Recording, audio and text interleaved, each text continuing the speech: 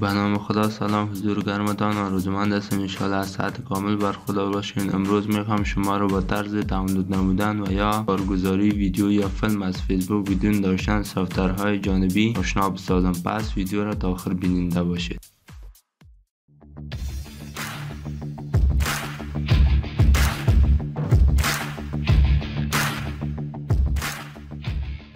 خب دوستا، دوباره خوش آمدین. اگر تا اکنون چینل ما را سابسکرایب نکردین و میخواین از آخرین جزئیات و مواردی که در چینل یوتیوب و همچنان پیج فیسبوک براتون اپلود میکنیم آگاهی دریافت بکنیم، پس سابسکرایب نبودن چینل یوتیوب فراموشتان نشود. خب دوستا، در قدم نخست ما شما میایم اپلیکیشن فیسبوک ما را باز میکنیم، یا از قسمت آل اپس میدانیم اپلیکیشن فیسبوک ما را باز بکنیم، و یا اگر در صورتی که ما شما آیکن یا شراکت خود اپلیکیشن فیسبوک ما شما در قسمت هوم پیج میداشته باشیم، ما شما باز میکنیم به شکل و لحظه صبر میکنیم تا برای ما اپلیکیشن به صورت تمام اوپن شود یا باز شود. بعد از اینکه ما شما اپلیکیشن ما را باز کنیم به شکل قسمتی که شما اسامی دوستایتان سرچ میکنین یا جستجو میکنین قسمت ما شما کلیک میکنیم. بعد شما قسمت شما یک عنوان یا یک صفحه یا یک ویدیویی که میخواین جستجو بکنین میتونین از قسمت جستجو بکنین. بالفرض ما شما سرچ میکنین اپ تیچ و بعد شما اوکی میکنیم از قسمت.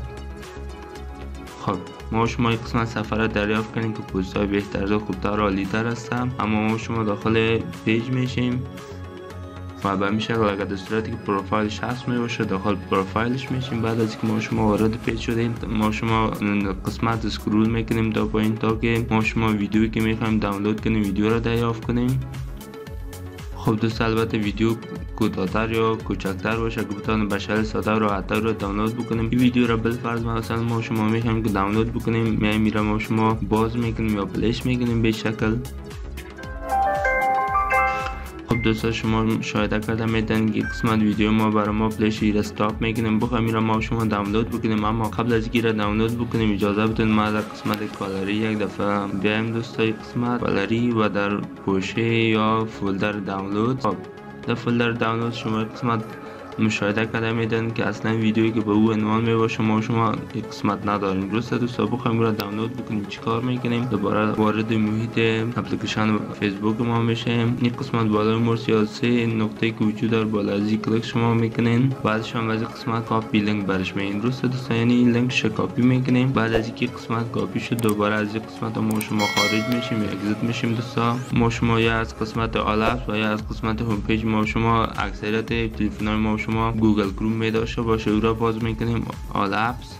بعد شما گوگل کروم دریافت میکنیم از قسمت گوگل کروم باز میکنیم. خب دوستا، بعد از که ما شما یک قسمت کروم باز کردیم چیم در جایی که شما وبسایت ها رو سرچ میکنید در جایی که آدرس ها یا URL یا یونیفرم ریسورس لوکیتور شما نوشته میکنید قسمت ما شما میایم کلیک میکنیم. بعد شما انگشتان محکم میگیریم یک قسمت پیست براتون ظاهر میشه، بالای پیست کلیک میکنیم و مو آدرس قسمت برای ما شما کپی میکنه و یا پیست میکنه. دوباره ما شما در قسمت اول میایم و قسمت شما سیت www ورد واید وب که مشاهده میکنیم ما شما کلیر میکنیم یا پاک میکنیم از قسمت. بعد از که پاک کردیم دوستا شما چیکار میکنین؟ نوشته میکنین MVC، یعنی میخوایم ورژن ساده به شکل موبایل فیسبوک برای ما شما اوپن بکنه یا باز بکنه. بعد شما بالای گوتو کلیک میکنیم،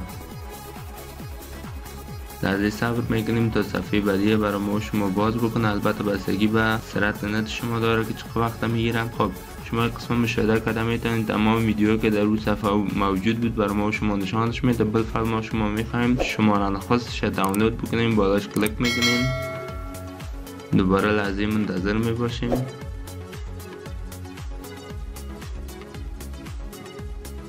خب دوستا، شما مشاهده میکنین قسمت ویدیو ما را برای ما پلی میکنه، اما لازم منتظر میباشیم تا لودنگ ویدیو ما به اتمام برسه.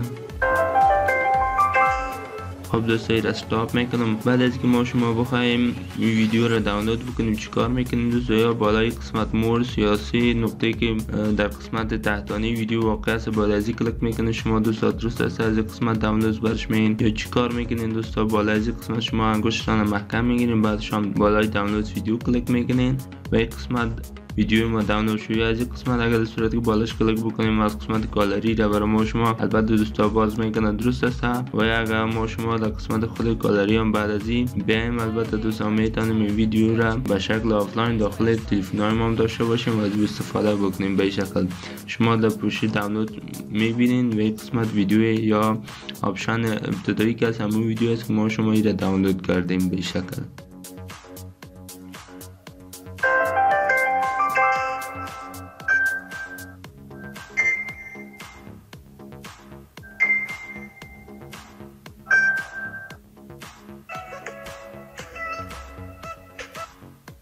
خب این رو استاپ میکنیم دوستان. این بود موضوع امروزی ما رو. من است انشالله ما رو توجهتان قرار گرفته باشه و استفاده گسترده داشته باشین. اگر تا اکنون چینل یوتیوب ما را سابسکرایب نکردین هم اکنون اقدام به سابسکرایب نمودن چینل یوتیوب ما بکنین تا از آخرین جزئیات و مواردی که در چینل یوتیوب براتون اپلود میکنیم آگاهی دریافت بکنین. تا سلام دوباره، بدرود، وقت خوش.